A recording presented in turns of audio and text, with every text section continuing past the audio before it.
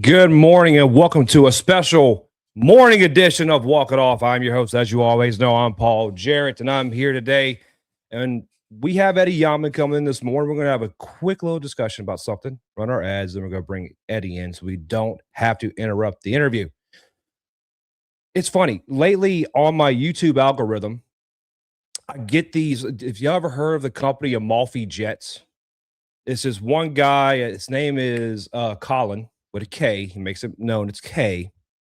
That his Amalfi jet card and his private jet business is the best and it's better than all these other companies. And I'm not flying private jets. Somehow it ended up in my algorithm, but they're catchy little shorts and content. And it just so happens maybe that was brought into my life to have an idea of what I've watched enough of them to see, oh, going here costs this, going here costs this. And then you see there's one guy. So a lot of you don't know. I used to do car detailing as a side business. I like making things look good. That's something I used to do. And I loved cars. So I would do detailing. I would do ceramic coatings, all that stuff. And then there's a guy who details planes for people because if they don't have certain cleanliness regulations, the FAA, they can't take off. So anyways, algorithm aside, Piper Hutchinson came out and made an article talking about Lane Kiffin's private jet use to go to Boca Raton and claiming that the trip cost, I believe, $40,000 and they used $65,000 worth of jet time for business dealings. I wanted to cover this real quick. I have no problem with Piper Hutchinson. She is a journalist and she is doing what she is convicted to do. She wanted to make a piece about this. She may have been told to write a piece about this. I know she had the piece a few months ago about digging into players' individual private NIL dealings with the university, and I didn't agree with that. And I'm not saying I don't agree with this article because I kind of do agree with this article. In the article, she says that Lane Kiffin, per his contract, is allowed 65 hours of private jet use for personal reasons. And he used some of that time, and the amount tab was nearly $40,000 for the trip. That trip that happened back in March, by the way, for a family trip to Boca Raton.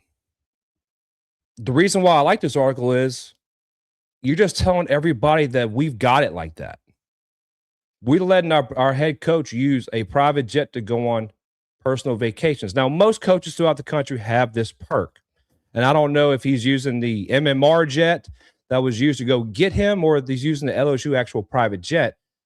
But thank you, Piper, for letting everyone know that LSU has it like that. With all these recent discussions about LSU being broke and not paying for things we should pay for, you're letting everybody know that, nah, we got it like that. As far as the $65,000 used for four other private plane trips for business purposes, why is that even newsworthy? She believes this money, because she states in the article, this money is funded by donors through the Tiger Athletic Foundation, which she's associated with the university. But most of you know the Tiger Athletic Foundation is called a booster organization. Basically just is a booster organization where fans of the programs or people with season tickets or the coaches committee goes through TAF, things like that, but it's funneled towards baseball. So like your coaches committee numbers or monies go to making improvements to the stadium, to facilities, and also Jay Johnson's private jet use if he needs to fly to California to talk to a recruit. No one's complaining about that. This money is sitting there. And I heard a lot of people this morning and yesterday talk about how she's mad this isn't going to the library. I don't think she's conflating that in this article. This is honestly just if it bleeds, it leads article, period. There hasn't been much hit on her articles lately or from her publication. So she hits this. Now, in the business trip, she does notate that Kiffin's ex-wife, Miss Layla, the children, including Landry, and I'm guessing she's she notates Cookie, the nephew, accompanied him for several of these business trips. Why not? Why not accompany him on the trip? If they're going on a business trip and they're going to be there for a few days, why not bring your family? If I had to go for work somewhere and I could bring my family so I didn't have to miss them, I would do that. Look at what she's saying. Kiffin's ex-wife. He's not bringing his girlfriend, his current wife, which he doesn't have one, but girlfriend or whatever you want to call somebody. He's not bringing the boys and flying to Vegas for a business trip and going to the blackjack tables. He's bringing his family, his children, and his ex-wife to spend time with them on a business trip. Does that mean they're going with him to the meetings? No. That just means that when he's done with his meetings and before he either flies out or in time between meetings, he can spend time with his family. Thanks for making Lane Kiffin look like a great father and a great partner in co-parenting children. Everyone getting upset about Piper doing this. I love it. I think it's a great article for us, and I'm excited to see that people are getting to see a side of Lane Kiffin. That is actually pretty awesome. Let's go to the chat real quick. Miss Melly, how you doing? Good morning, Paul. Here's my thing. Does she report every other coach in the state who uses a similar perk as a reporter for Louisiana Illuminator? Most likely not. I haven't read a lot of her articles, but LSU is the prime. Like I said it last night, and I've said it before, we're the brand. People are going to talk about us because it's going to get clicks, and it's going to get everybody with either a podcast or a radio station show or the TV, like the WAFBs or ESPN or Yahoo or Sports Illustrated to talk about it. The same. I don't think Southeastern has a private jet. I don't think Nichols. I don't think Southern. McNeese might. I don't think ULM. I don't think Tulane probably does. UNO probably does. There's schools around here that have that, but ULL definitely doesn't. But I don't think there's teams around the state who use a private jet in that same capacity. ULL is not flying to California to get a recruit. Nichols isn't flying to New York to get a recruit. That's the difference. So it's basically a LSU problem in her eyes. She doesn't cover LSU. When the other coach uses University Perk, it's the story. If not, this is just clickbait. It is clickbait. It bleeds, it leads. Purely. Morning, Phyllis. Mr. Robbie Plaisance. How you doing, my guy?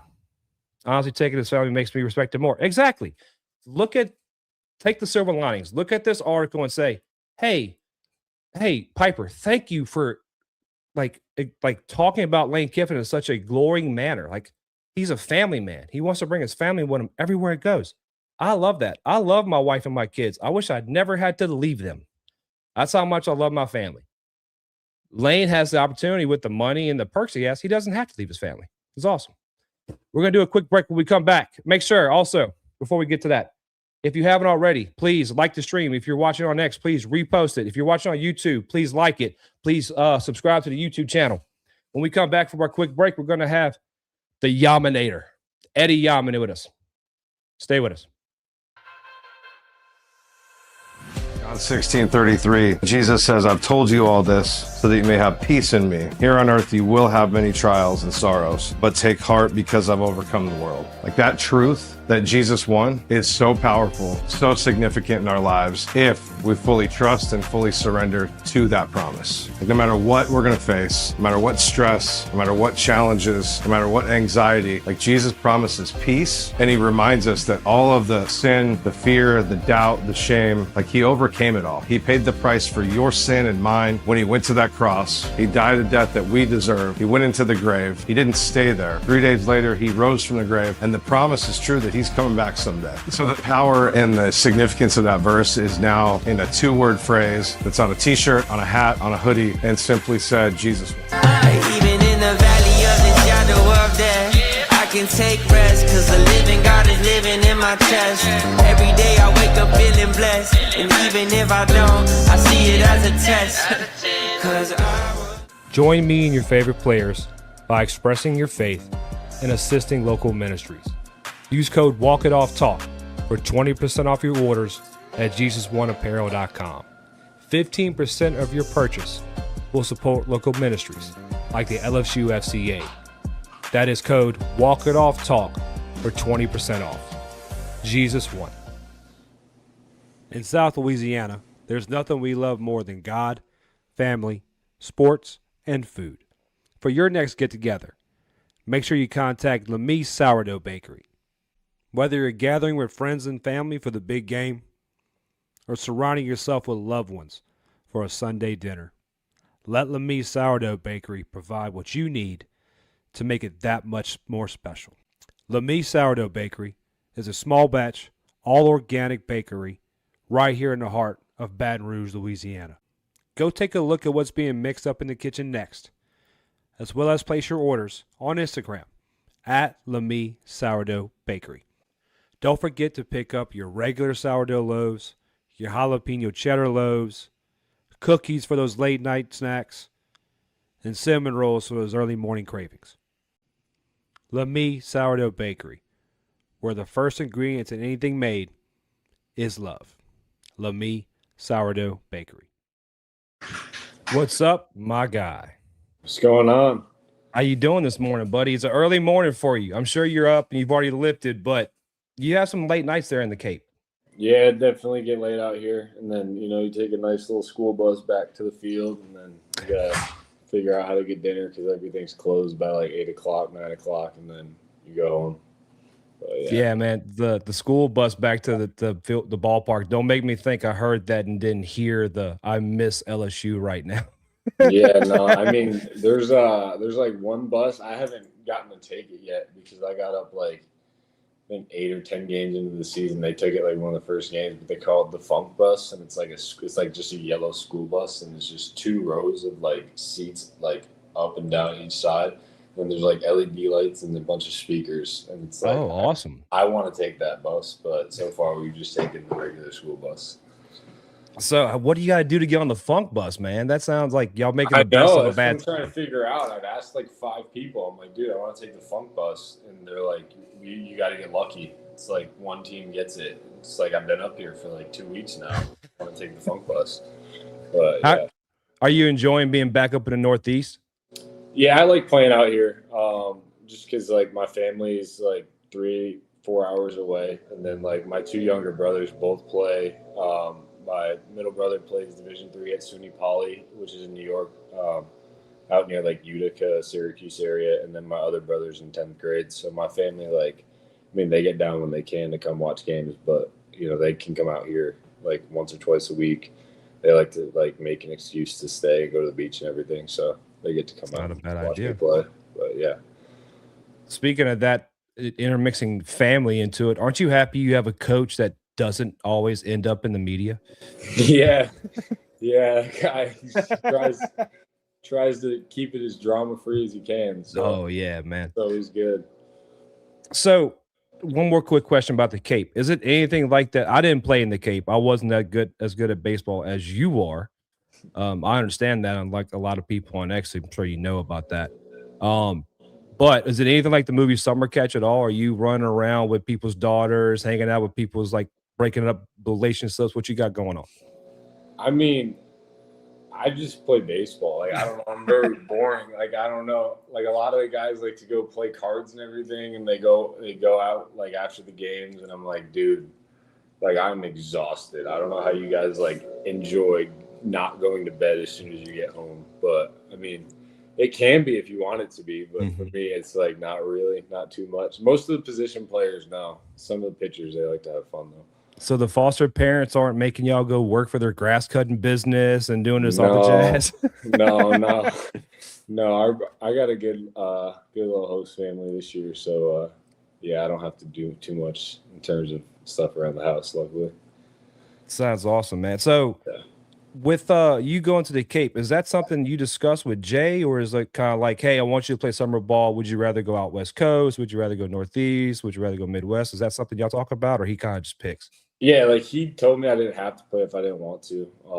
He was just like, do you want to train? Do you want to play? And I was like, I want to play. And then he had a team out in like California where Rucker and Patrick went, just because I already played here twice. And he was like, that could be something different. Like if you just want to have fun for a summer. And I was like, yeah, I'm good on the California thing. I just want to stay in the East. And he was like, cool, we'll figure it out. And then I got it.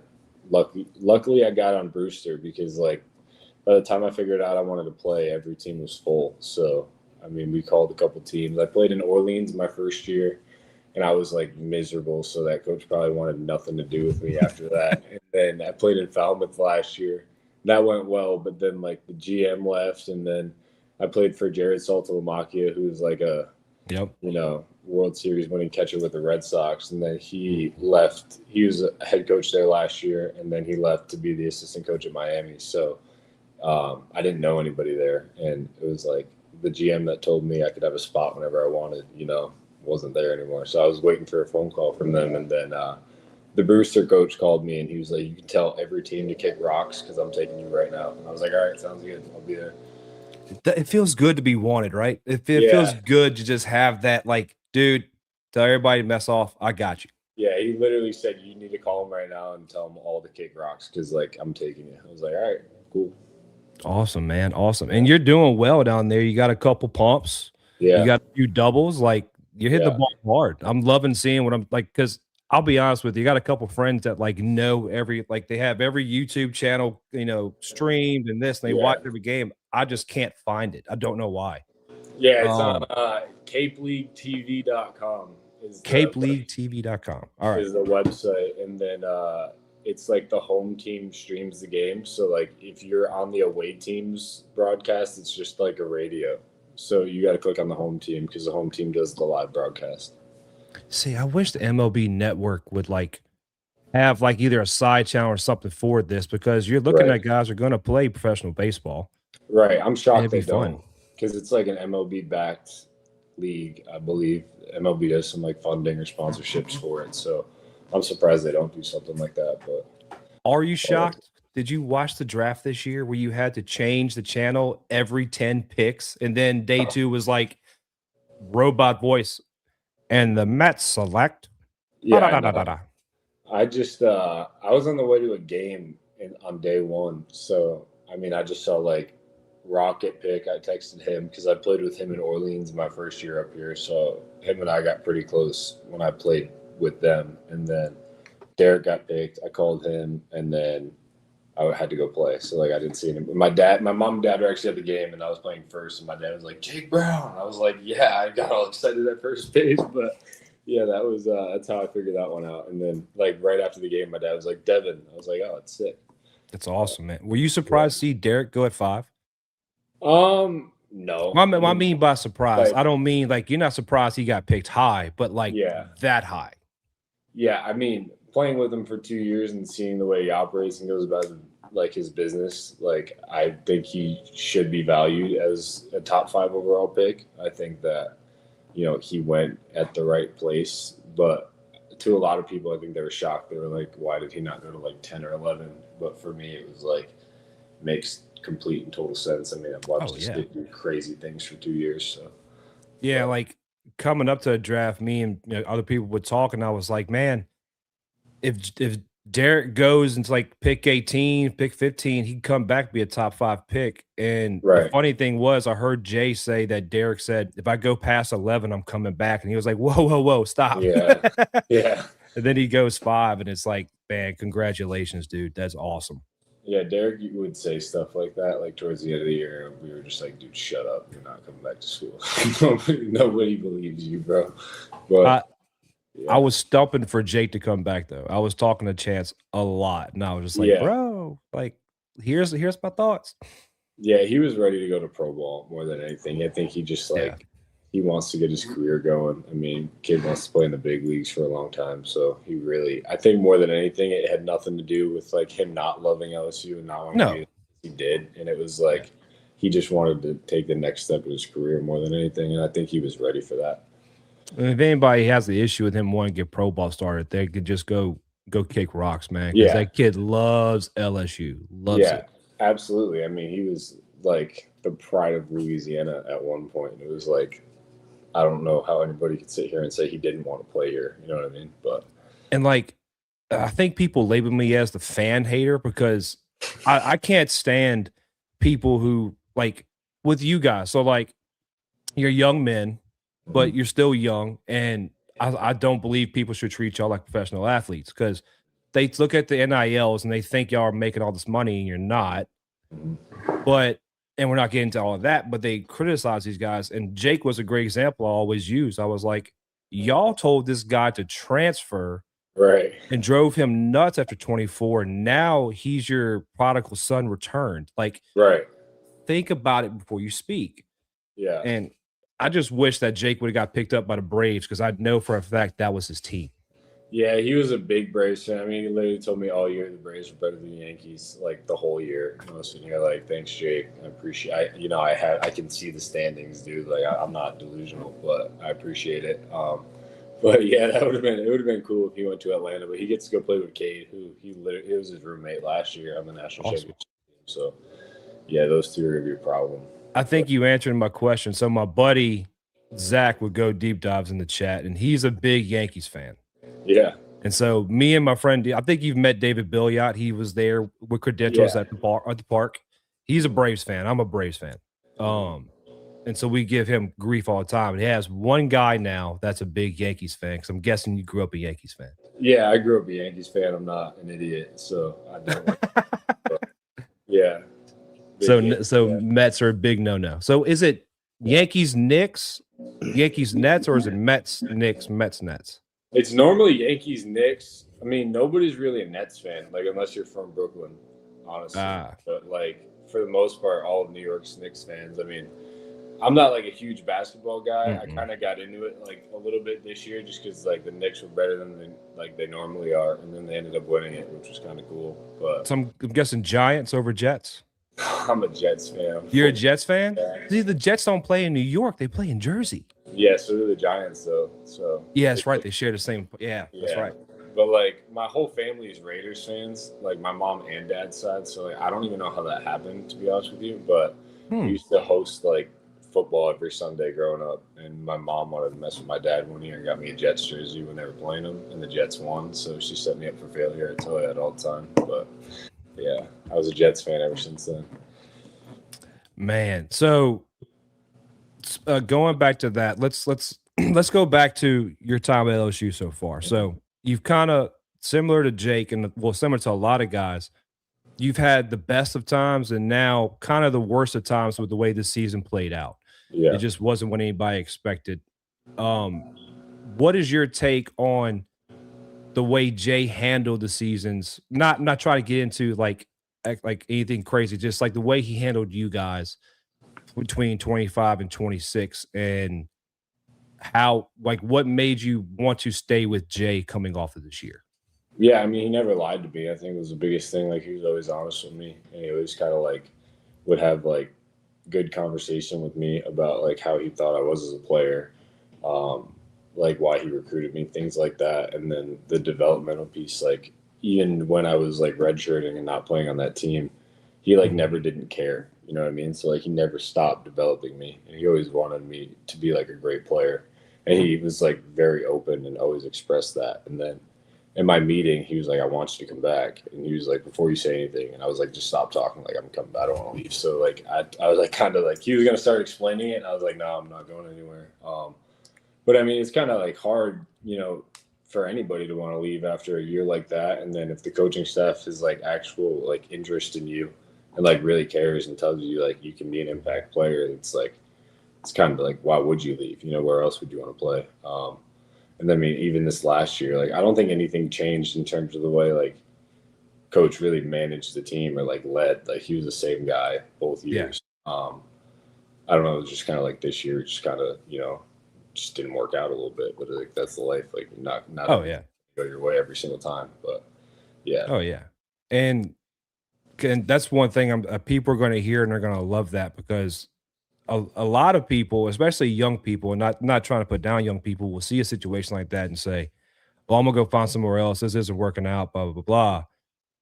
But you to have that fortitude, like, no, this isn't the way I want it to go out. Like, I'm coming back. I want to get this done. And yeah, whenever I listen, I'm a big coach guy. Like, I love coaches. Like, played baseball, played college ball, did all that jazz, right?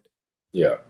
And now I wish I would have been smart years ago and coached. But so I look at Jay, and what I love about Jay reminds me of Saban. And one thing that Saban did that's similar to Jay is you can hear the way he talks about guys, right? Like the way he talks about Milam, you know, talk about how young he was whenever he started recruiting him and got to know him. And he doesn't talk about all of his players in that light, but you're one of those guys that Jay is always saying, Yaman's a guy, Yaman's a guy, Yaman's a guy. What created that bond between you and Jay that's so strong?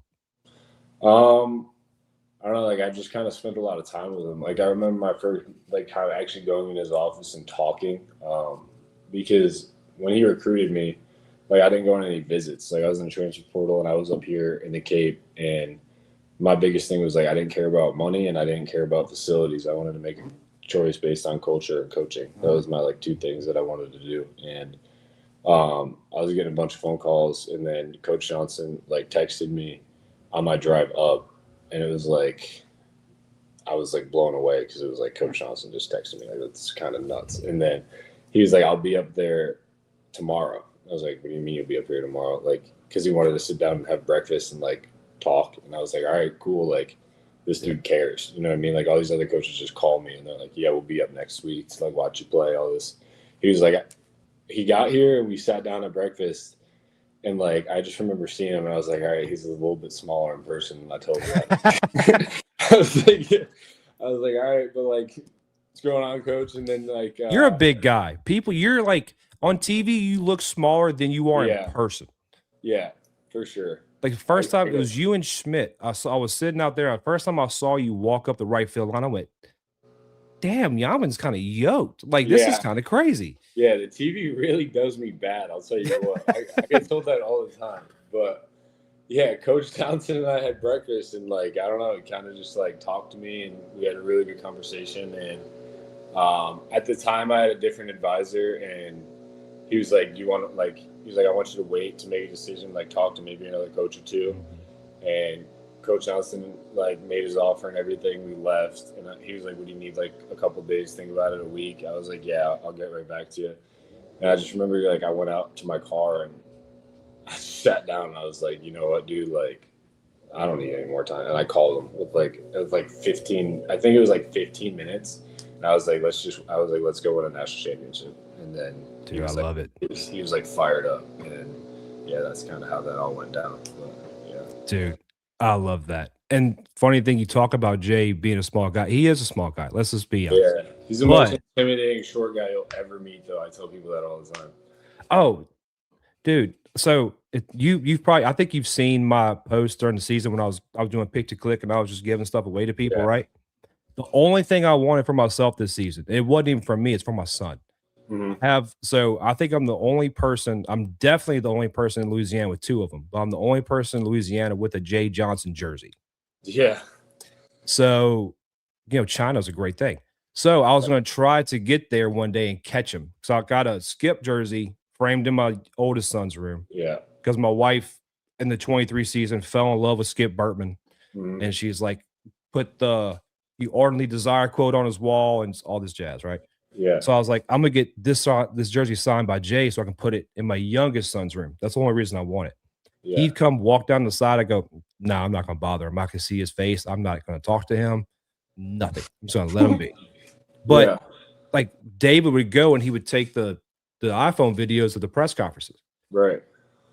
And I remember one day watching it and I texted David. And I said, bro, Jay's yoked. Like Jay's like low key yoked. He wears those baggy uniforms and he looks frumpy on TV. Yeah. If you wore a jersey like Vitello, I think people will be scared to go argue with him. Yeah, you should see him in the weight room. He's in there all the time, like literally all the time. And he just comes out and he's got his headphones on. And he's just like covered in sweat. And you're just like, all right, I can't let this dude out sweat me in the weight room. So now I got to go a little harder. But it's Does he sleep?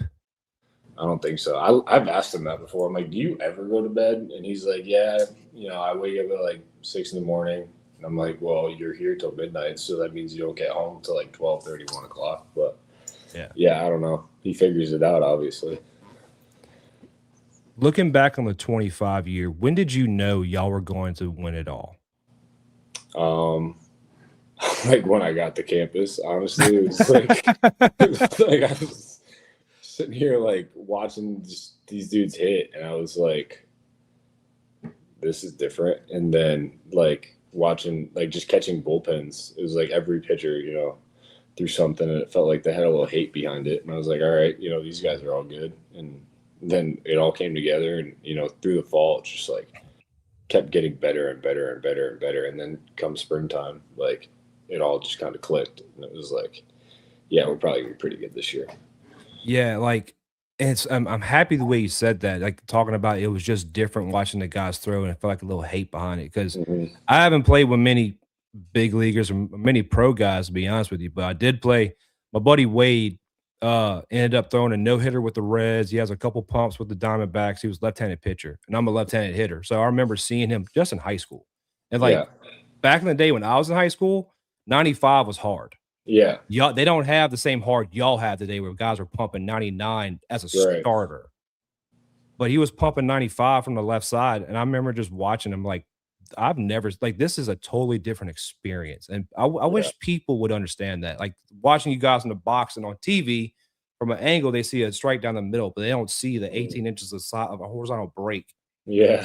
coming They off don't of it see how like it looks like it's coming out of the at your ground head. sometimes, and it's like the one ball that like Cade Anderson, man, like he threw invisible balls. Like it was insane. Like you're against this, you're facing this dude, and everything like comes out super late. He hides the ball forever, and then as soon as it comes out of his hand, if it's a heater, it just jumps. Like it's just flying out of his hand. It looks this big, and then he throws a curveball off of it, and it's like now I got to cover from like here to here, and I don't have much time to figure out when I'm swinging. So it was ridiculous. But How hard is it to catch a guy like Cade? Like so, yeah. between Cade and like Anthony, because Anthony had some filthy stuff too now. Yeah. Anthony does have filthy stuff, but like Cade has nothing against Ant. I love him. He has like a tick, like one little tick up. And it's just like what he's doing in minor leagues is crazy. Like Ant is probably a little bit easier to catch, I think, is kind of how I always looked at it, but his splitter is like almost impossible to actually catch. So it's like you're literally just trying to be a hockey goalie back there. But like a funny story, because I like didn't really catch that much at Dayton. I really played a lot of first base because we had like a sixth-year catcher my sophomore year. So like if I was gonna catch, that guy was gonna have to get hurt, and like you didn't want that guy to get hurt because he was like our captain at the time. So it was like I just played where I needed to play, and I got to campus after like catching a little bit throughout the summer, and then I've always wanted to catch. Like it's just always been my thing. I've always took a lot of pride in my defense, and I'm catching Cade's first time I remember catching Cade's bullpen, and like he threw a curveball and I whiffed it. Like I just totally missed. And so, like, all right, like that's not good. And then we're in the lab. And one of your first days at LSU, you're there. About it, and he throws another one, and I missed it again. And then Yeski's like, "Hey, you guys didn't have any lefties at Dayton, huh?" I'm sitting here like, "Oh my God, Yeski, thanks, bro, appreciate it." yeah. So. I love Yeski, man. We had to get to work on the left-handed breaking balls in terms of the receiving portion, and then like come down like throughout the year, and it was like every bullpen Cade threw, he wanted me to catch him. So it was like I definitely figured it out a little bit. But yeah, Cade and Ant, Ant was a lot of fun to catch, especially in scrimmages, because like he'd show the emotion, he'd get fired up, and it felt like you were just like at war with him. Where it was like Cade was like, you know, you're like trying to hype him up, and it doesn't seem like he even cares. It's just like he's just one mode the whole time. But Cade reminds me of Tom Glavine mixed with like a Maddox. Like he's just, and I'm a Braves fan, so of course I'm gonna comp him to that, you know. Right. But he's just like a stone cold killer. It's crazy. And like talking about I'm happy you told me that, because I was the whole time I've tried to, because I think about what are these guys like, how would it be, this and that.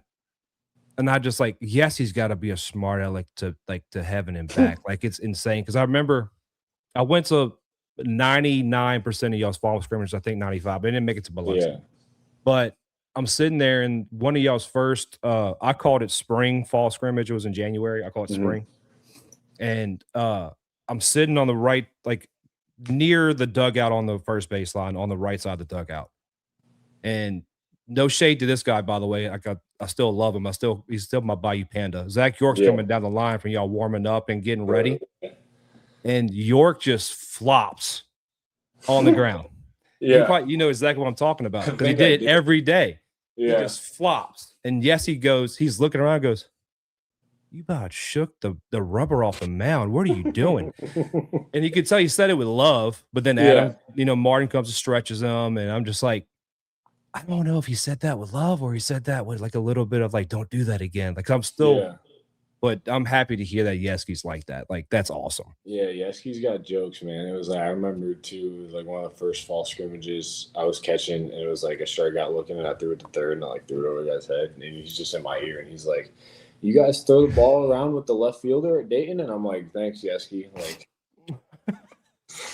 I've never thought of that. I've never thought of like the pitch com being like another. Like I thought about them saying, "Hey, go buy time, go buy time, go buy time." Yeah, I can see that, but I never thought of the back and not the back and forth because you're not talking to him, but like hey, what made you think about doing that? Let's not do that again. Yeah, like just imagine you throwing the ball over the guy's head in like the first fall in their squad, and then you just hear like a little voice in your ear, and like it's you throw the ball around with the left fielder. I'm like, thanks, dude, appreciate it.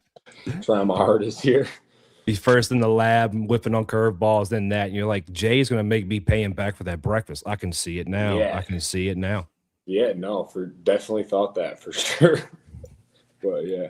Have you caught any guys that were former Tigers in your time here at LSU?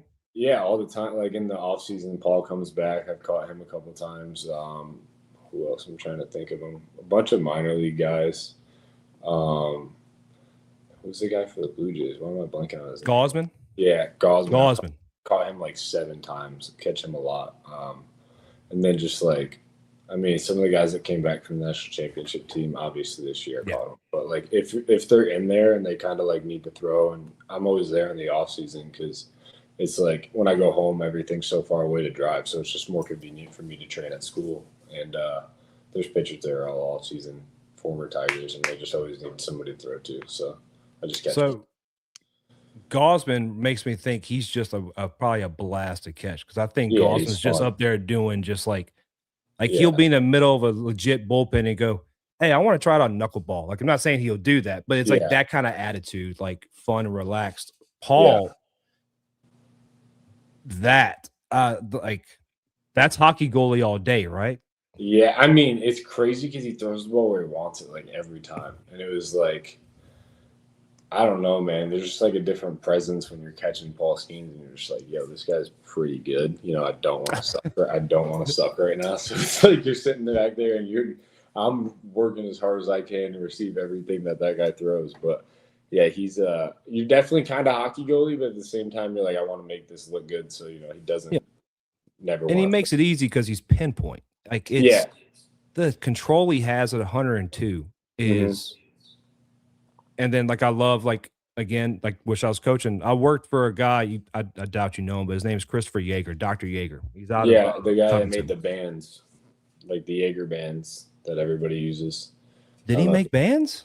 Yeah, so he's got, like, if you ever see, like, the bands they put on their wrists. Yeah. Yeah, so, like, he made those. They're called Yeager bands. Oh, okay. I got call them bands, Yeah, I didn't know he made that. So I worked for him, and that's where I learned, like, a lot of my, like, I wish I'd have had Yeager when I was younger. Goodness gracious. But I love watching mechanics now. Like, I'll bring your swing up on something, and I'm just like, like Chance, Jake's dad got so mad at me because I'm like, at one point, I'm like, Chance, I've been seeing this for a month. I need to tell you about it because if I don't say something, I'm going to lose my mind. About Jake, not you. But I'm not going to bother your parents, I promise. But yeah, like watching Paul's tunneling. Like watching the pitching and stuff, watch his tunneling is insane. Who have you caught at LSU? And you can't say Kate Anderson because that's a cheat code. Has the closest like it factor to Paul when it comes to that type of because Paul's an alien. I said that the other day. Jay didn't go to Air Force and get him. He called Elon. They made AI kind of like videos. In a lab. Exactly. Who's the closest guy to Paul on that staff? Yeah, probably Schmidt. Honestly, like I remember it was on the national championship team, like he really didn't have like the slider yet, and we were out there doing like lives because I caught all the live, and like that's how I got all of my at bats. So like I didn't play, and I still had like 50 to 70ish at bats just because we did live at bats and like stuff like that every week. And I'd catch and then I'd hit, and I was catching Schmidt, and he was like working on the slider, and then he threw a heater, and then Yeski was like, he said something to him, and then he like kind of backed it up. I just looked at him and I was like, throw it like through my glove right here. And then he threw a fastball and then he threw another slider. And it was like, whoa, like that's going to be a problem. And it was like, threw another one. And then that's like, I think kind of when it clicked for him a little bit. And Yeski and I talked after and he was like, that's going to be a weapon. And like, that's going to be a really good weapon for a while.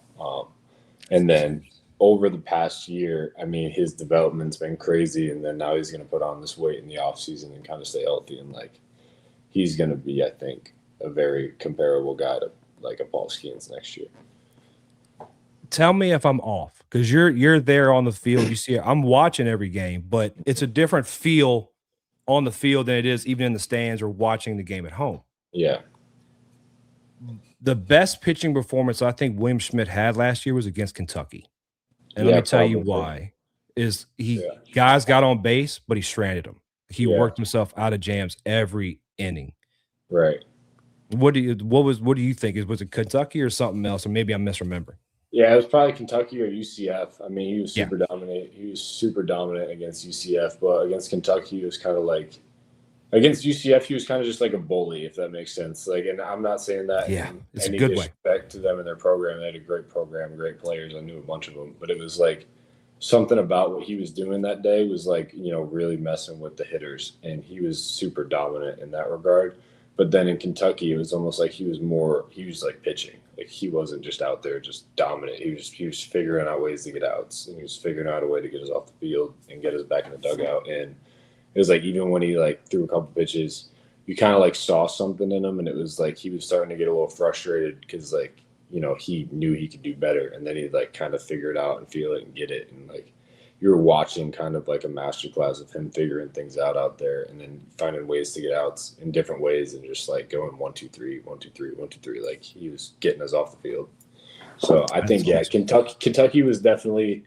He was more pitching and he was figuring out how to get outs. And then I think UCF was like another one where you could argue like that was one of his best performances. That's all. Yeah, UCF. I always kind of put UCF aside. The reason why I put it aside is I kind of have an idea what had Schmidt so fired up that day. Yeah. I got told something. Yeah. And so he was fired up. Fired up. But there was I'm not going to get into what happened or anything like that, but there was a lot of text messages between me and friends talking about it, going, just beam the first guy. Yeah. just nail him. But we're not going to get into that. Let's get to 25 just real quick. Yeah. Because you were like, I think a lot of people say glue guy and they kind of mean it. It's kind of like a backwards compliment to a lot of people. To me, it's not. Because glue guy to like, how do I put it? There's even some former LSU guys that get on stuff, and no hate to them, but they kind of say it with a backwards compliment. Like, oh yeah, he's a glue guy. They're trying to say, he's, you know, I look at it as no, like that's part of the game. Like, and he filled his role. He did his job. What Jay says, do your job. You being that type of glue guy on the 25 team and being that guy and being ready, because probably similar to anybody else, you'd have burned that red shirt in a second to have one at bat to help the team win. Yeah, I told him that too. Like if he ever needed it. So. What moment during that season is your favorite, aside from winning the national championship? Of course, that's just too easy. Like what one moment stands out that you wouldn't think of? Because like I knew y'all were gonna win when y'all got run ruled. Yeah, I was like, oh, people are freaking out. This is over. Like they needed that run rule. Yeah, that's it. Yeah, my favorite moment probably in that year, we were playing Mississippi State. We were at home, and I was on like the week before we were at Texas, and Yeski was like talking to me because I'm pretty good at like picking stuff up and kind of like seeing the game within the game. And he was like, listen, their third base coach or Slosh is going to do the signs in the dugout, like to see if he does anything. And I was like trying to figure it out. Couldn't get anything the whole weekend. He did a pretty good job of changing the signs. So the next weekend, I'm sitting there like staring at the head coach for Mississippi State. And like I was like kind of like thrown off by something. He kept doing something, and it was like the hitters would kind of like just be on it. And then I like got a sheet of paper, and I was like writing down what this dude was doing, and then the result. And it was like I figured out this dude's telling the hitters what pitch to sit on, like because Yeski had a tendency or something. So then come like the 7th inning, Zach Allen's on the mound, and Guidry's behind me, and I'm like, he's sitting on fastball, and then Guidry yelled to Yesky, like, fastball, and then Yesky called curveball, and they look stupid. Cowan punched the next like 9 in a row, and I was like, that was the craziest. Like, I was fired up. I felt like I was playing. I was like, this is sick. And then me and Guidry were That's going awesome because we had it, and it was like, got us off the field. That was probably my favorite moment. But yeah, you bring up Guidry, man. What a stud, right? yeah. Don't you wish he got picked up by the Yankees? Yeah, I told him as soon as he got drafted, I was like, let's go Yankees. I texted him that. Like the love that guy had. Like I call him G Unit because it just kind of fits, right? Yeah. Tell me just give me a quick answer of what kind of leader that guy was in that clubhouse. Yeah, unbelievable. Like, I mean, he kind of like tried to get everybody to understand what they were playing for. Like, you weren't there for you. You weren't there for money. You weren't there for anything except for each other, and then the program and what it represented. It's like way bigger than just you. He was almost like a similar leader to, I don't even know how to put it. Everybody kind of led in different ways over my 2 years there. Him and Bear was a very good leader and kind of doing the same thing in terms of like trying to get us to understand what we were there for and what we were playing for. I think Guidry was kind of like in a similar way, like we're playing for this, but he was more of like a vocal like motivator, I'd say, than like almost like a leader, like because he did everything you're supposed to do on and off the field, like represented what it meant to play for our program, did everything right. So I think that was kind of how Guidry operated in regards to being a leader, but he was the man. That's awesome, man. That's awesome. So again, I'm thanking you for taking your time with me. I'm not going to keep you too much longer. I know you got stuff you got to go do. You're good. So let's get back to Jay real quick. Mm-hmm. Have you seen a different Jay since the end of the season? Yeah, I had breakfast with him up here yesterday, and I told him he assembled the Avengers. I was like, bro, you literally assembled the Avengers. I told that to him. And he started laughing a little bit. He was like, yeah, we're going to be pretty good. And I was like, oh, God. I was like, oh, God, we're in for it this fall. But, yeah, I mean, he's just been super locked in. Like, I don't know. I think that, him and I talked a lot. Like, we met probably like twice a week throughout the season, like every week. Kind of like just trying to figure out what I needed to do to kind of stay ready. And then towards the end of the year, it was like, kind of like him really kind of explaining what he needed to do to kind of like go get this team back on track. And then he was asking me what I thought. And that guy just like went and did it all. It was like, I'm going to go get the best players. He was like, I'm going to develop the guys here. We're going to have the guys here are going to make a big impact. And then we're going to complement them with guys in the transfer portal. We're going to like get everything we need. We're going to have more whole team, more athletic, different guys being able to do different things. And it was like, did exactly that. Like he went and got, Dawson, who can play kind of anywhere in the infield, probably except for first. Yeah, probably except for first, but it's like, got Curlin, guy with like 900 at bats, like good player, good person. And then he went and got Bino, who's just like a monster. You see that dude in person, you're just like, guy probably hits the ball pretty hard. So, yeah, it's like I watched him take BP in the cage, and I was sitting there chirping him in the cage. And I was like, hit a homer, because he kept like hitting line drives. And I was like, bro, you're way too big to hit line drives. Just hit homers. He started laughing, but yeah, him. Honestly, like these guys that he went and got, like, we're going to be really good if we can kind of put it all together. But again, it was a similar thing to last year where it's like, you're really good on paper. So it's like, let's go be a good team. You know what I mean? Like I'm cannot wait for fall scrimmages personally, because like last year was the first topic. I always went to fall scrimmages, but I never even when I went until probably right before opening day, I didn't do any of this. So I was going to just like watch with my baseball brain and think that up. And I was jacked. Yeah. And no one knows really what happened. And it's none of our business in the past. You got a future coming. But looking at this team on paper. Yeah. NCAA, like not getting the Tigers in the playoffs ruined baseball for everyone. Yeah, absolutely. And it was like, I don't know, one of the conversations Coach and I had, it was like, you go to Omaha and it almost like, it's almost like a disadvantage for the next season because like it's so hard to recruit. And like that's something he said to me yesterday was like, like I had a kid commit on like June 4th this year. He's like, I would have never been able to do that if we were in Omaha. So it's like, it's going to be like a new landscape, I think, for him in terms of like once we get to the playoff and recruiting, but still trying to win, I think is kind of the biggest thing.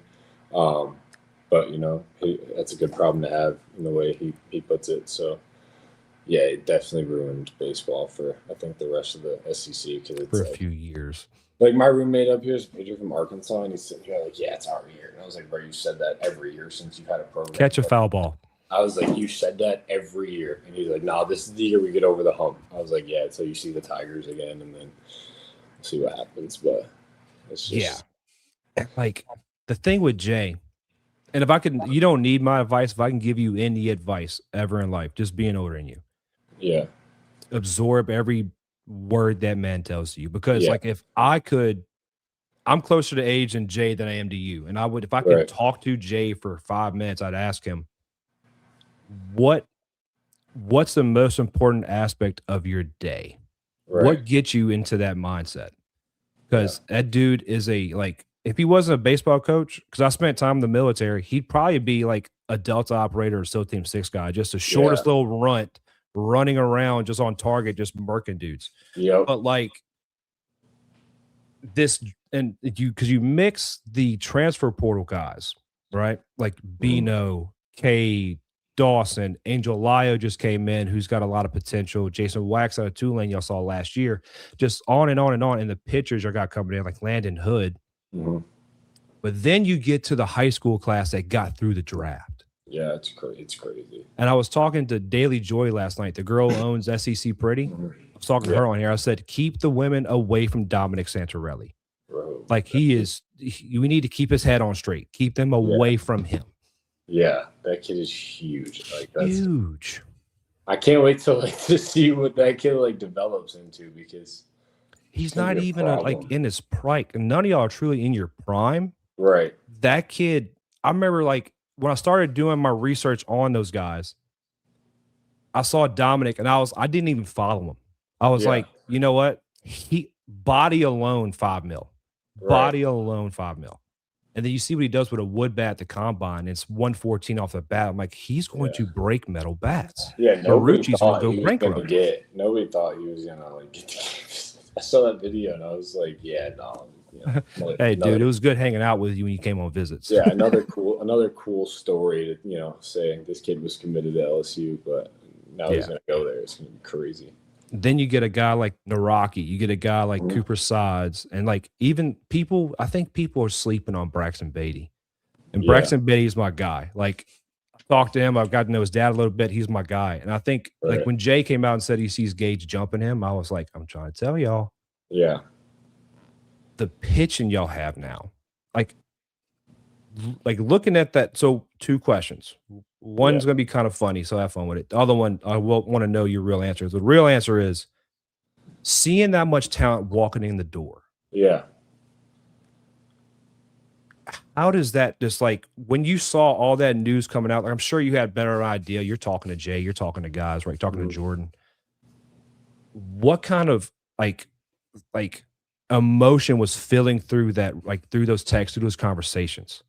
Like when I'm seeing these guys come this year, you're saying? Yeah. The guys who got through it, the Santorellis and the Rockies, the Sides, all those guys.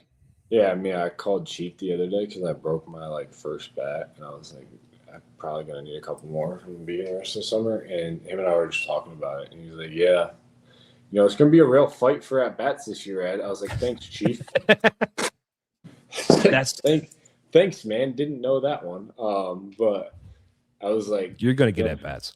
Yeah, I mean, I'm not worried about it, but it's when you see these dudes commit, it's we might get to go back to baseball Disneyland, which is Omaha, and it's I might get to walk around the village and get all that free stuff again. That was pretty cool. So that's kind of it's a cool feeling to know you're gonna have a pretty good team.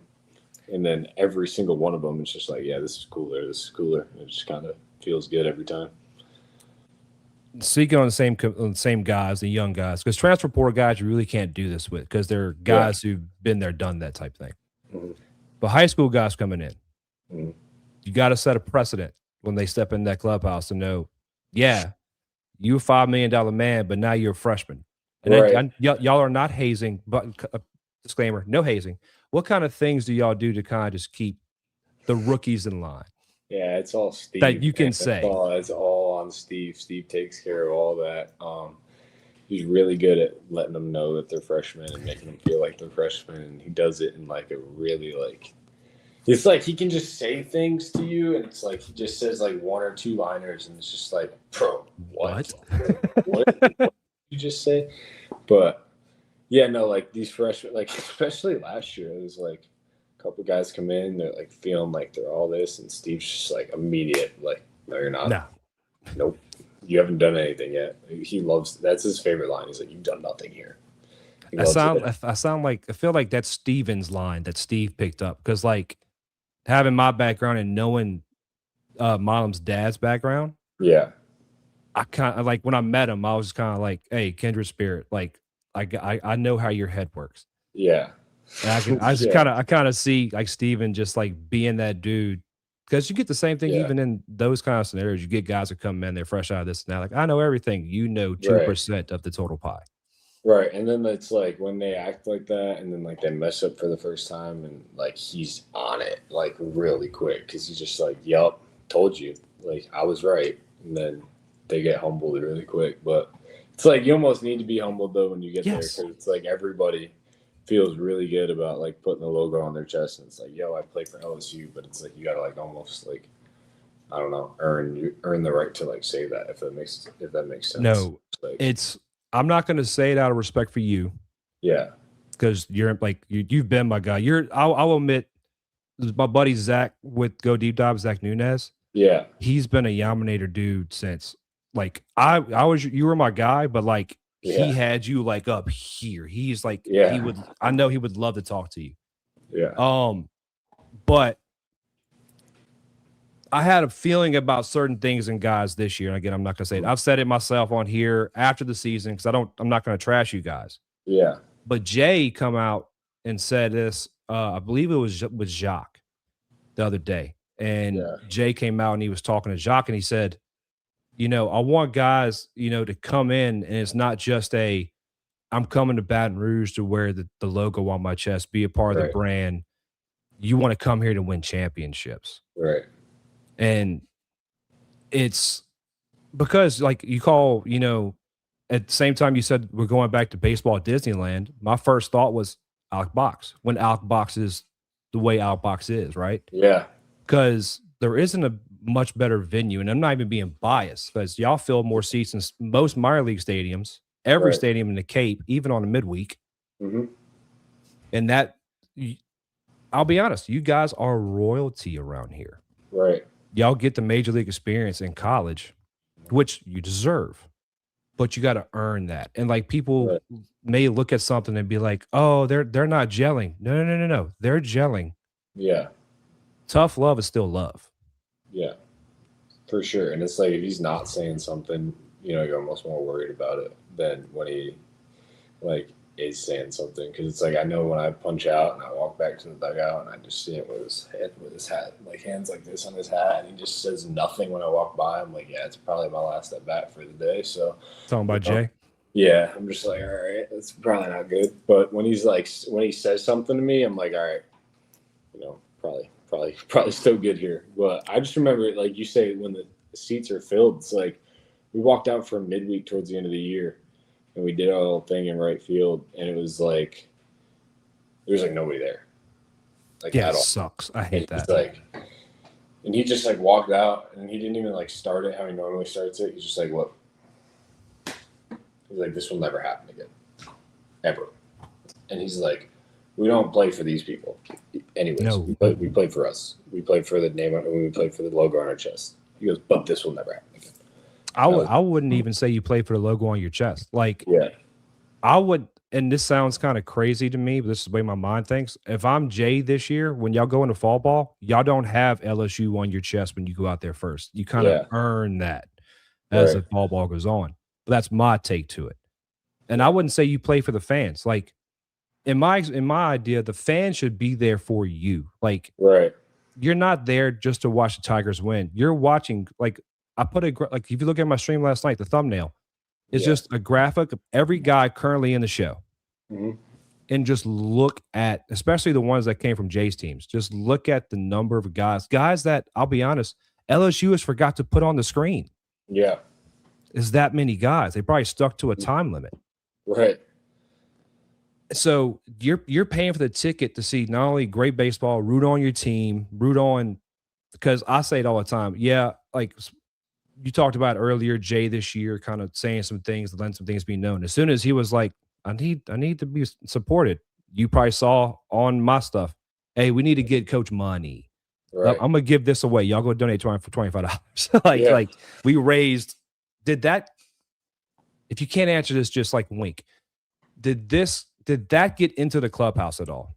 Did people notice it? In terms of like the money raising thing? Yes. I mean, I don't really know because like I'm sure people saw it. Like, I mean, obviously I see it on my Twitter, but it's like, I don't know. Like nothing I read kind of like helps or hurts me. Like, if that makes sense. No. Kind of like the same way for a lot of people. Like, I don't know. Like when guys read like tweets about them that are like, you know, talking about, like, we think it's hilarious. Like nobody's bothered by it. And it's like the same thing when, you know, you get praised. It's like, what does this praise really like mean anything? Because it's like, it's not from anybody that has any say in my career. So it's like, no.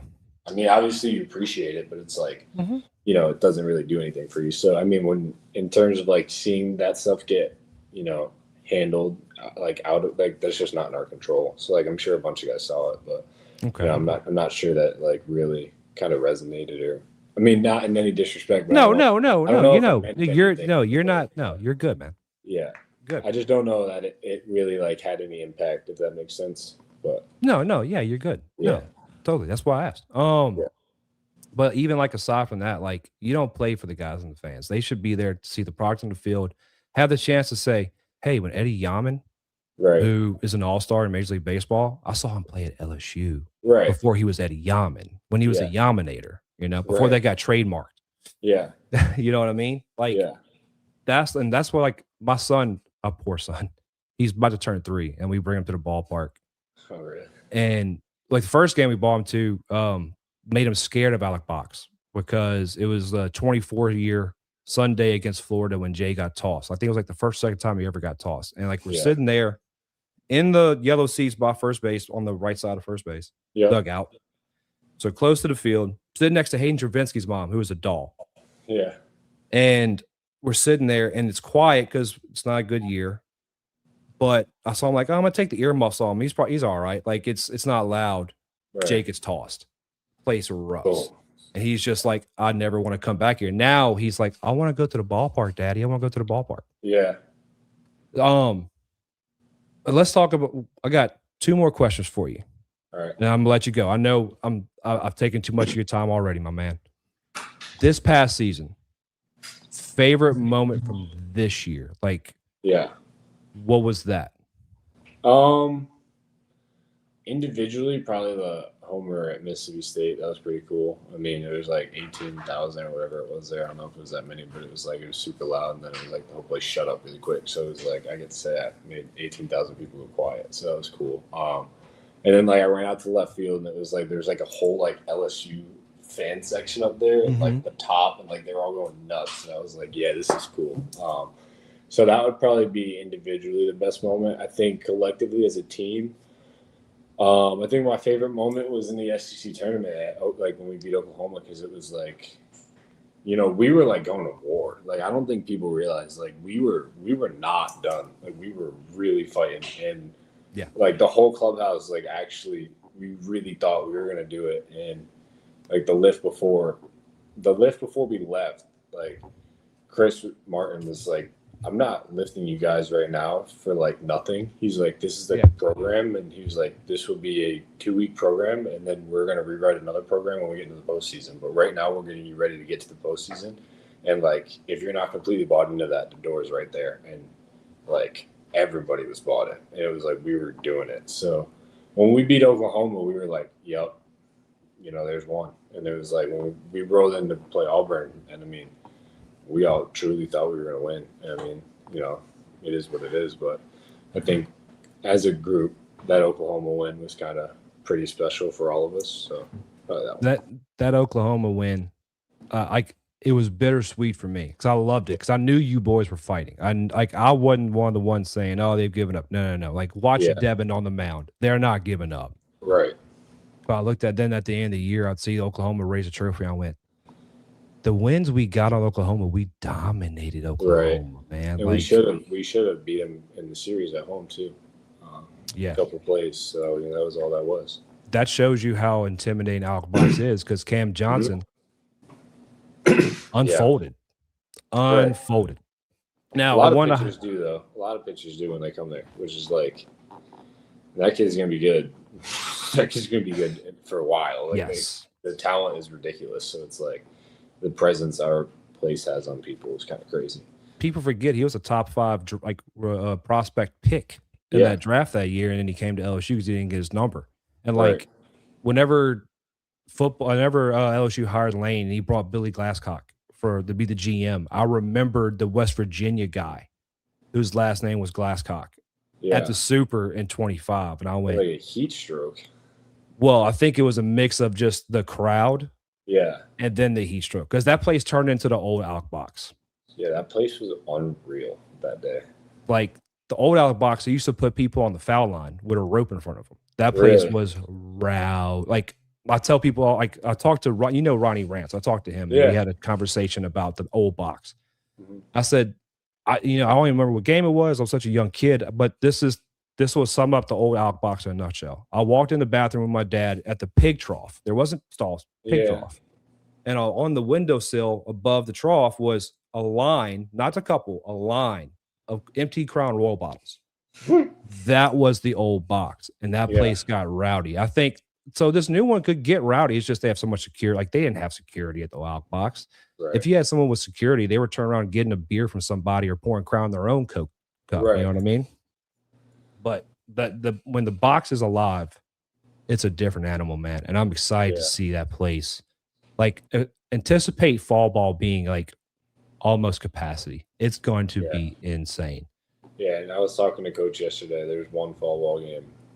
If we get it, that might sell out the box. So I mean, you'll see it, but if it actually happens, it might get full for a fall game if it happens. So. I think it's going to get full for inter squads or just practice.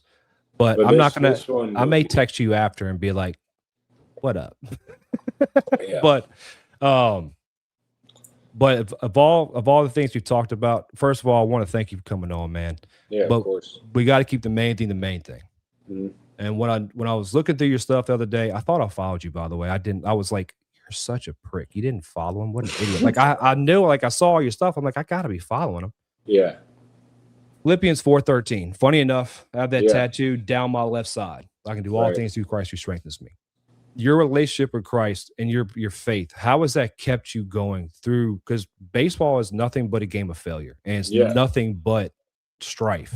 Right. How have you relied on that to get you to where you are today and where you're going?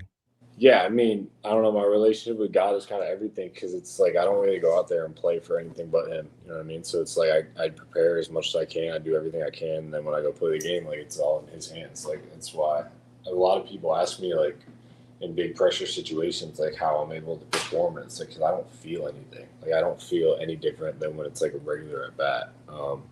And it's just like I think that's all just because of how much I trust my relationship with God. It's like if I fail, I'm supposed to fail. If I succeed, I'm supposed to succeed in that situation. So kind of just giving everything to Him. I mean, He's done everything for me in my life. He put this He gave me the blessing and the ability to be able to do what I love. And I mean, He gave me the passion that I have, which is to play baseball. And I mean, He kind of never took that fire out of me. So I mean, I think I kind of just owe it to Him to give it all I got and then trust in, His plan for me. So I think that's kind of, how God has shaped my whole baseball career. I mean, I grew up going to Catholic school. I've never not gone to a Catholic school until I got to LSU, because even Dayton was a Catholic school. So, I mean, I've kind of had a relationship with God my whole life. So, yeah. That's awesome, man. I love to hear it. And I try to tell people all the time, if your life ain't going right, give it to God, because his plan's better than yours. And if you don't give your life to him, he can't and you can't affect your life the way he wants to. Right. So that was like my first year at LSU too. Like, I mean, I just didn't, I came off this big year. I kind of wasn't performing the way I wanted to, and I was kind of lost. And at that time, I kind of like, hadn't really been as close with God. And I just remember Mick Paul was like, "Yo, let's go to church." I was like, you know what, you're probably right. I haven't gone to church in a minute. So like, let's go to church on Sunday. And it was like, from that moment on, it was like, it was almost too late to do anything in terms of a performance, because like that team was nuts, and I probably wasn't going to get any at bats at that point. But it was like that moment kind of like changed, my whole career at LSU, because it allowed me to kind of just be myself again and kind of like just trust God again. So, I owe kind of him for that. But and I'm gonna to be talking to people to make sure a box of these with numbers get delivered to that. Cool, yeah. That dugout, man. As long as y'all wear it, I'm gonna call Matt and be like, "Hey, I need to buy this, and I'm gonna say it over here." We had a box of them last year actually, and I had 2 of them, and I wore one to the cafeteria, and one of the lunch ladies was like, "I want one." I was like, "I got another one." Gave it to her, and she got all emotional. That's awesome. She loved that. So yeah. Funny thing about that, we actually connected in a way before we talked, because I don't know if you're wearing it right now, but there's a bracelet you got from my buddy Jared. It's on my backpack in there actually. It says pray. Yeah. So I just remember that. I was like, oh yeah, the bracelet I gave Jared, he gave to Yamin, because he texted me. He gave me that bracelet, and I went to put it on, and it broke the day he gave it to me. Like within like 5 minutes. So I just tied it on my backpack. No joke. He gave it to me. I walked in the cage, went to put it on, and it snapped. And I was like, "There's no way." So then I just tied it on my backpack. But yeah. Do me this then, because give me somebody I can just drop a bag off to. Yeah. I'll get you, because I live. People hate hearing this. It takes me the same amount of time to get to my house as it does Skip Burke. Gotcha. All right. Yeah. You got time for just a couple comments with the comment section, and I'm gonna let you go. Yeah, absolutely. All right, cool. So everybody in the chat, by the way, you're a fan favorite. I don't know if I know you don't pay attention to a lot of it. You are one of the most loved guys in this team, by the way, man. My buddy Robbie wants to know, what's your favorite ballpark to play at in Cape? For like a playing surface, probably Chatham, but not to hit, because like the ball's invisible. There's like a little white house out there, so it's like until the sun sets. They don't have a hitter's eye or batter's eye? No, none of them do. So come on. Not Chatham, then probably Harwich. Harwich is really fun to play at. They got a cool environment. I mean, really easy to see the ball in this field and everything. So other than our field, probably Harwich. Awesome, man. My buddy Zach in the chat saying, "Let's go," here, and you're a Yankees fan. Who's your favorite Yankee? Growing up, it was A-Rod, because my first ever Yankee game, I watched him hit his 600th home run, so it was him. Right now, probably Austin Wells. I'm a catcher guy, so I like Austin Wells. So you'll give me this then. You'll respect me for this. I grew up, I'm a Braves fan. I grew up in Louisiana. We had TBS, blah, blah, blah. My favorite player of all time, how I modeled my game around, because I was a right fielder who was left-handed bat, threw right-handed, Roger Maris. Really? That's why I wore 9. That's cool. I remember seeing that 61 movie, and I was like, dude, I love that guy. Like, he just had grit. He ate, concrete for breakfast. You know what I mean? Yeah. My buddy Zach in the chat, Jay's being short, so intimidating, can attest. It's just his natural vibes and aura. Yeah, that's real. My buddy at Go Glove Works, he did some work for Jack Rucker and his glove. Did a good job. I love Jake Brown, but this made me like him more than we are a diehard Braves fan in the Go Glove household. Yeah. I didn't realize I was a Braves thing at first, so my bad on that, dog. Somebody wants you to wear number 8 this year. It's probably going to be Steve. I mean, I would wear it if they asked me to. I'm wearing 8 in the Cape, just ironically. But, if they asked me to wear it, I'll wear it.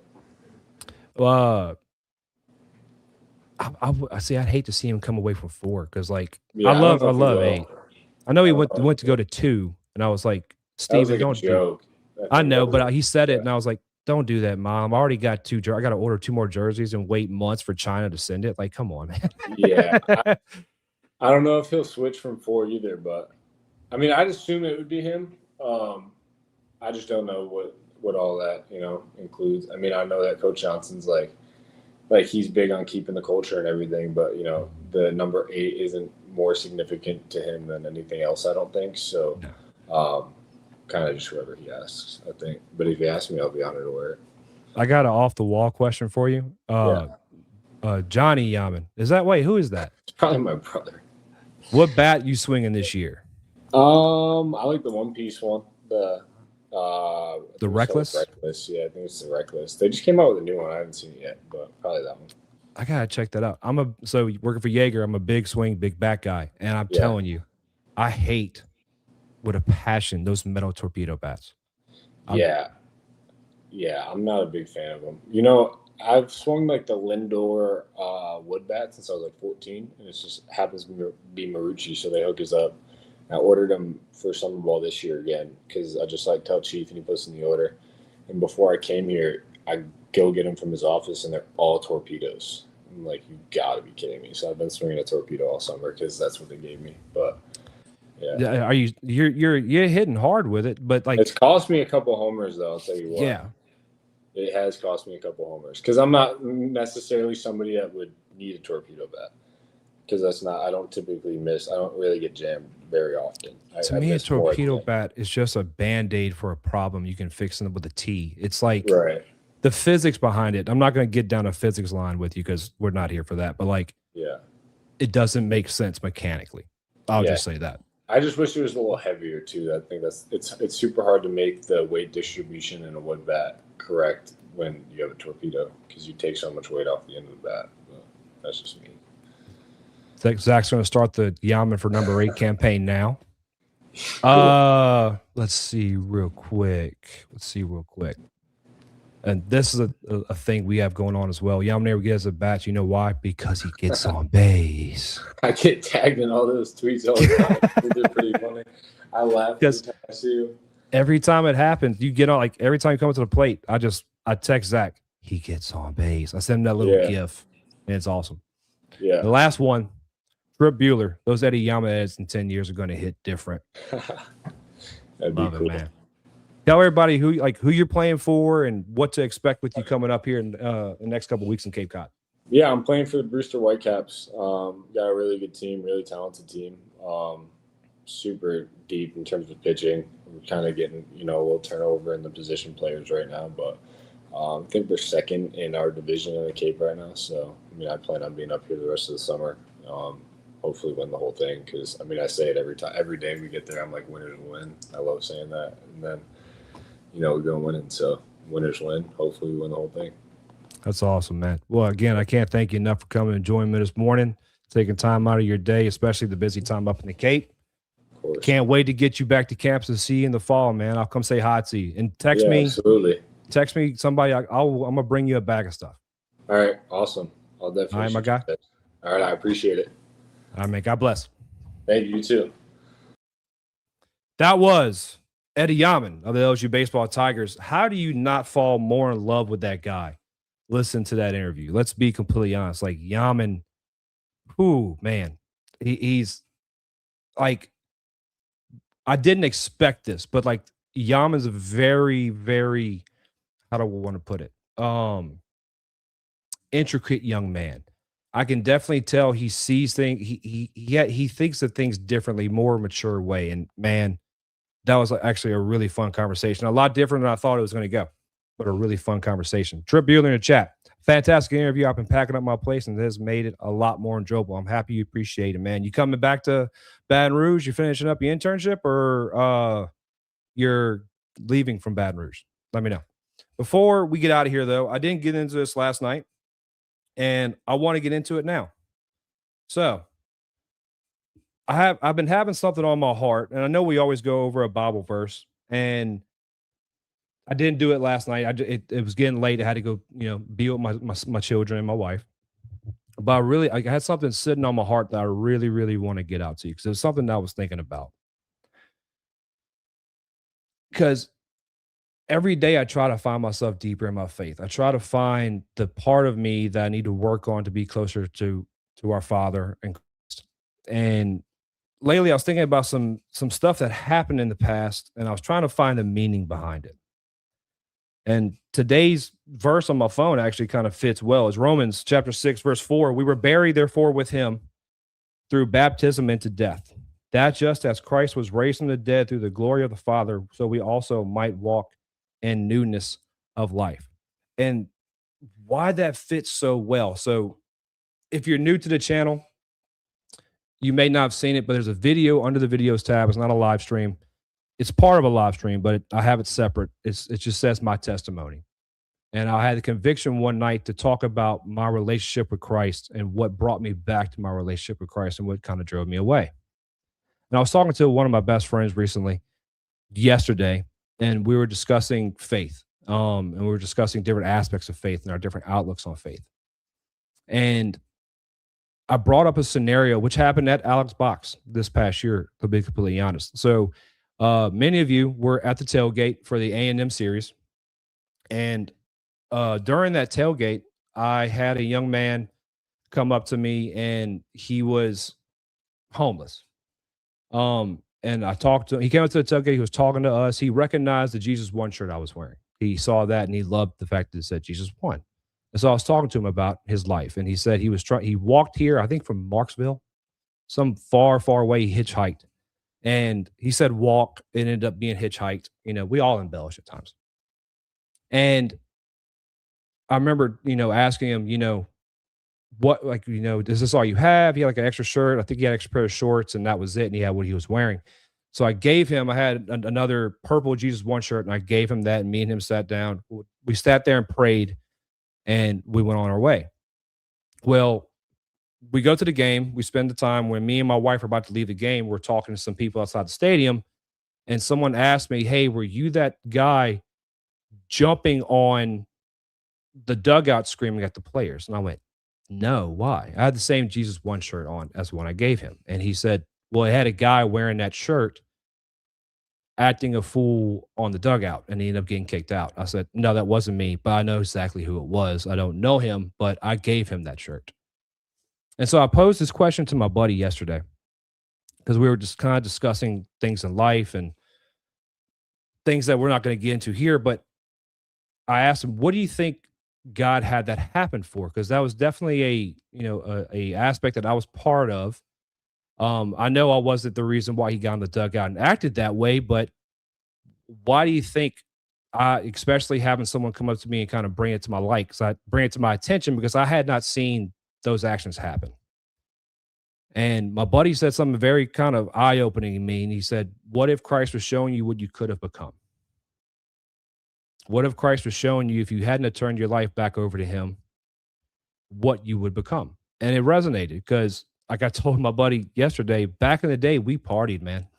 we had fun. Like, we had a good time. We weren't as crazy as that guy, but I'm also kind of loud when I drink. That's why I don't drink that much anymore. But I get rowdy when I drink. I like to have a good time. So I could see that possibly happening. And it really kind of sat with me for a minute. And it made me think about another thought I've been having lately. It was I was corrected yesterday by my good friend Jim Cross, who kind of let me know I was wrong. I was saying it was Michelangelo. It was actually Da Vinci. Da Vinci has that drawing of the Renaissance man, where he has all the different positions with the wingspans and this and that nature. And I remember looking at it, and I thought about Jesus, and I was thinking, well, Jesus was kind of the Renaissance man. And I don't think it's lost. It may be lost on some, but it's kind of, fitting that depiction of a man kind of resembles Jesus to a point. And what do I mean by the Renaissance man? Well, Jesus was very poetic in his speech. He was very thoughtful in his speech. He was a very caring man. He knew how to show love. He knew how to show remorse. He knew he could, he's a shepherd. He could take care of people and animals in that way. He was a carpenter, and some believe a stonemason, where he could build things and fix things. And at the same time, he was capable of violence. Even though he did not act in violence, he had the capability of acting in violence. And I can't remember the exact verse off the top of my head, but there is a Bible verse where I'm gonna sum it up for you. an ill-equipped man is not an ill-equipped man is not a man of gospel or not a man of faith. He wants you to have the capability for violence, but understand that only certain situations where violence is needed. He wants you to be intelligent. He wants you to be clear with your speech and have emotions. Like a lot of people look at men and there's the depiction of what a man is. A man is someone who doesn't cry. A man is somebody who doesn't show emotion. He's stone faced. He's this and that. I can tell you right now, I've met some people who are just truly stone cold killers. They're the reason why you can sleep in your bed cozy at night. And those men will show your emotion. And that's where I kind of learned, like, yeah, you have emotions for a reason. When you build them up and let them fester, that's when you have breaks, and it's not good. So I want to express this because I want to get it known to everyone who needs to hear this. If anyone needs to hear this or wants to hear this, I want to let it be known. Without Christ, your life can go off in a very different manner. And when you do bring Christ into your life does change for the better. I'm a happier man. I'm a better husband. I'm a better father. Do I fail? Yes. I'm nowhere near a perfect man. I am fallible to a fault. It can be bad, but and it also kind of turns to the fact of this is something it's a sinful, it's a sin of pride. It's a prideful sin where a lot of people, and I fall for this a lot, can say, I can do this by myself. I don't need anybody. I got this. I can take care of this. When really I need to just say, nope, I'm gonna hand it to you. I can't do this on my own. There's nothing in this world I can do on my own. There's never a time where you shouldn't be able to ask for help in any manner. And I think God's telling me to kind of come tell you guys, if you don't like the person you are right now, or you're not happy with the decisions you're making, or if you want something better for your life, take the leap of faith. Go to him and tell him, because it doesn't take a 6-month program. It doesn't take a deep understanding and reading of scripture. It doesn't take knowing, like, you don't even have to know all the apostles' names or the names of the 4 gospels. All you need to do is have faith in that Christ died for you on the cross and forgave your sins. And no matter what you've done, no matter what life you lived before, God knows, and you're washed in the blood and you're forgiven. All you need to do is turn and go to Christ and say, Father, I'm not in my own, I'm in my own way. I'm not walking in your light. I'm not walking in your footsteps. I need help. And then with, devoting your life, you can't just, it's not as simple as waking up, hey, God, I need you, and then just living the life the way you want to live. You have to make changes to your life. They're not drastic changes. They're really not. Really and truly, just be a good person. It's not as hard as you think. You don't have to go as deep as me. Like, I know plenty of good Christians who cuss, who probably drink too much at times, who, whatever. We're all sinners. You can't let anybody tell you they're a better Christian than you, because we're all sinners, and none of us can stand up to the light and the righteousness of Jesus Christ. But all you need to do is sit down and devote your life to him, and remind him that you are his child, and you need him. Because looking at that moment and remembering what happened that day, and getting my friend to have that cogent thought in the moment of, that's probably him showing you what you could have been. Now, would I've turned into someone who was fleeing drug addiction? I don't believe so. I've never done really drugs in my life. I've smoked weed like most people, but I've never been a drug user. I can count how many times I smoked weed on both hands, even less. I used to drink a lot. I think just growing older and having children has changed that a lot in me. But that didn't just reflect in those actions. It was reflected in my everyday manner, reflected in my attitude, reflected in my communication and actions with other people. It bleeds across your life, and it doesn't just affect those moments. Like, I hate it when people say, I was drinking, I don't remember, it's not my fault, I was drunk. No, you don't. It's not a mind eraser. It's not a autopilot switch you flip whenever you get drunk. You know what you're doing. You're just Your inhibitions are so gone you don't care, but you know what you're doing. And that's kind of like what your life is prior to Christ. Your inhibitions are off.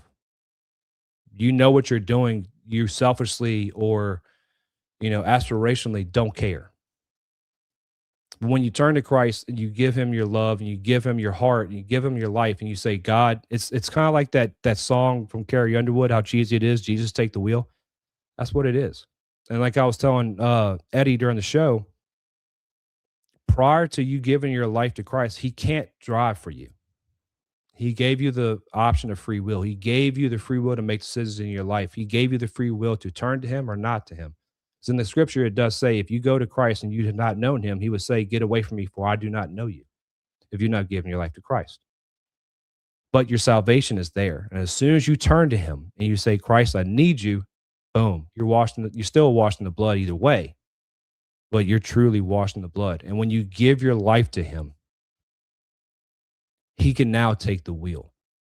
And it's funny, we were talking about different aspects of gospel and scripture and theology, but I could be wrong in my outlook on this. I'm not saying I'm a Bible expert or a Christian expert, but my outlook on this at this time, until I'm proven otherwise or I learn otherwise, God can't, like I said, God can't drive for you until you hand him the keys and give him the wheel. When you turn your back to Christ and you rebel against him, he's going to let you get in your own way.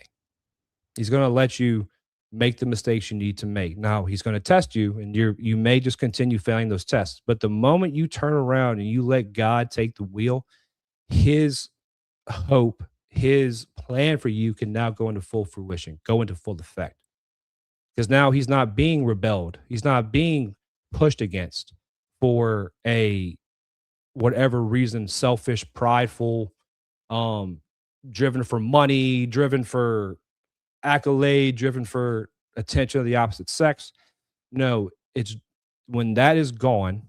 And like Eddie says, he's not playing baseball for you. He's not playing baseball for Jay. He's not playing baseball for himself. He's not playing baseball for the tigers on his chest or the number on his back or even the name on his back. He's playing for Christ. Because with Christ, what's going to happen is going to happen. And yes, Christ is going to let you fail. I'll tell you that right now. Christ is going to let you fail. Why? Because there's lessons in failure. That's why I love baseball so much, man. I love football. Don't get me wrong. Like, I'm pretty much like categorized as a baseball guy. I promise you I love football. I know baseball better. I will admit that. But that's what I love about this game of failure. It tests you every day, but it turns into the same thing with Christ. If you can just put one thing in the bucket, you can put one thing in the bucket every day. If you can wake up, spend your day and go to bed knowing that one day you put that piece in the bucket you needed to put to bring you closer to Christ, that's all that matters. Same thing in baseball. Eddie, look at Eddie. He's a fan favorite. Why? Many, many, many reasons. But like we were saying before we aired the interview, when Zach said he gets on base, every time Eddie comes up to the plate, he doesn't get on base. He fails. He talks about having to strike out, walking back to the dugout, and Jay just kind of putting his hat up and taking a deep breath and not saying nothing to him. He fails. But he learns. But he succeeds more than he fails. Whether he has a quality at bat with a productive ground out to move a runner over, if he hits a home run like in Mississippi State, if he hits a double up in Tennessee, if he takes the walk and keeps the inning going, and he takes a lot of pitches and the guy behind him can see what the guy's got, if it's a new reliever or a guy that just can't figure out, like he is successful, the average will fool you. The same way I tell you that box scores will fool you, averages can fool you. They don't tell you the quality at bats. They don't tell you, and that happens in every sport. It happens in football. You can look at a quarterback's completion percentage, right? Or even I'll stick with baseball. When my buddy David Billiot would go deep dive, loves the percentage strikes thrown. And I think it's a 60 or 65% range. He likes to see it. But David would tell you himself, there are times in a game where the guys are chasing. You don't want to throw strikes. And maybe they get to a point where they take a few more. Your strike percentage may drop, but you're getting the job done. That's all it is. You got to get your job done. So if you can just wake up every day, you don't have to be perfect. God does not expect perfection because the only perfect thing in this world is Christ. And Christ is not even in this world at the moment. And I did not plan on this going this long, but a lot of people say, well, if God is so good, why does he let a world filled with cancer and sin and child death and cancer and all these horrible things happen? He doesn't. And the Bible says the world is the devil's world this moment until Christ comes back, riding in on a cloud and takes the world back. This is not the world God wanted. This is a world corrupted of sin. Until that sin is purged from this world, it won't be Christ's world. That's why you have to devote your life and be a child of God. That's why you have to do that. If this resonated with you, amen. And I want to make this clear too. If you're not a devout Christian, if you're not a, Sunday, church goer, worshiper, a Bible reader, there's a great saying that I've heard from a pastor recently on a show. You can belong before you believe. If you don't believe, that's fine. You can still come. Like, maybe one day I'll say something that will resonate with you. Maybe not. Maybe it's not my place for it to resonate with you. But don't be afraid to come here just because I talk about Christ. I love Christ. I make that very known. But don't think I'm above you because I believe in Christ. I'm not above anyone. I promise you, most of you in the chat are most likely better people than me, make more money than me, do better than me. I'm not going to think otherwise. But you can belong before you believe. I just hope one day, if I have any small percentage or small effect in your life that brings you to Christ, I would be very, very happy to do so. As we finish up, and remind everybody, please, if you haven't already, like the stream. If you're watching on X, please share the post. On YouTube, if you have not subscribed, please do so. It does a huge favor for me. On X, if you can follow the Walk It Off page, that would be a huge get. The pick to click is going to be on the Walk It Off X page this upcoming football season, just FYI. On TikTok, if you're not following there, please go. All the handles are at Walk It Off Talk. All the handles are at Walk It Off Talk. So if you could please go follow, go subscribe. Tonight, I got verification a little bit earlier from our guy, Kerry Vincent Jr. At 6 o'clock, we are going to be joined by the 2019 LSU Football National Champion, Kerry Vincent Jr. At 6 o'clock tonight, we're going to have another show. We're just having a bonus show after bonus show these last couple of weeks. Another show. We're going to have Kerry Vincent Jr. on. I'm very, very, very, very, very excited to have him on and talk a little football. Be a good break from the baseball talk. I hope to see all of you there. But until then, remember, God loves you. All he wants you to do is love him back. God loves you. I love you. Have a great day. See you tonight at 6 o'clock. And do something good for somebody. Say something nice to somebody. Even if you don't like them. Especially if you don't like them. Just go say something nice to them. You never know how that can change somebody's day.